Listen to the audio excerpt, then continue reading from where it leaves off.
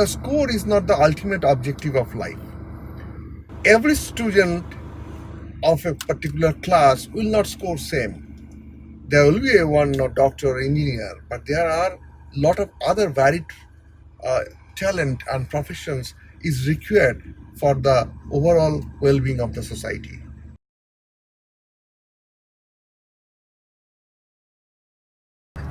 Good evening. Welcome to Prasenjit Show. We thank you, as usual, we thank you, our Gurukul platform, for giving us the opportunity to host our impromptu thoughts for us, which is for me and for my friends. They can actually put up their thoughts, their idea of the society, their suggestion, and in a way we can create a conscious society. So that's why we are grateful for the Gurukul platform. Today's topic is not very unique in nature, but yes, probably I will try to put up a uniqueness with my own thought process. That is child education. How we are bringing up our future citizen, our future generation. So in a way, it will be gracious to say that our education system is faulty in nature. The variations of education, the way Swamiji explained that education is the manifestation of perfection already in man, that purpose or that essence has been deviated and distorted in our present structure of colonial education system. I will not blame parents because they are also compelled under the pressure of the system and the structure. There are different, the external pressure as well as the internal compulsion. What is the external pressure? That is the way I have mentioned, that it is all motivating to producing some doctor, engineers, or some specific profession, as if the holistic approach or holistic objective of having education is being dismayed, is being overlooked. Now coming to the internal compulsion. What is the internal compulsion? The parents, even they are fully aware of these consequences, the way things are happening, but still they are bogged down, and whatever they can restrain themselves, they are also not doing their part. How I am explaining? It's unconsciously they are also attributing, they are also contributing the structure of that faulty education system. For an example, there's an examination. The children is appearing for exam. Forget about the board exam, even for that lower class exam, annual exam, or even for half yearly exam. I have experienced, and it's not an isolated experience. Definitely, many of you have also will vouch with me that you will see that the complete home environment has been changed. The welcoming to guest has been stopped, and the residence has been completely sanitized from the guest. The cable connections has been cut up, and the video games, the tablets, the mobile, everything. The children is completely isolated, so he can actually concentrate the goal which has been designed by his parents. In this process, parents are forgetting that the score is not the ultimate objective of life. By every student of a particular class will not score same.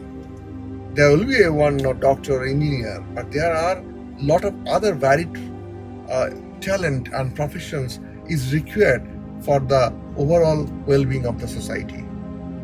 Aren't we actually suppressing or destroying the probability of a musicians to come out from that class, or a athletes to come out from the class? The student, a particular child who have affinity to music, for him or her, a chemistry formula is definitely not that appealing. So that sensitivity parents has to apply, has to understand. Now the question may arise that this kind of unconventional talent may not give fruits in future, because that's not a guarantee of success. Now, are we actually doing the right thing for the ensuring the guarantee of the success? The doctors and engineers, our nations has produced after independence the thousands, millions doctors of engineers and scientists. How many applied science has been studied, has been researched in our country, and what new inventions we have made in our country, and how many Nobel laureate we have produced the post-independence? That's a question. The engineers passing out from branded institute, then pursuing their MBA, and maybe then finally they are getting into the marketing job.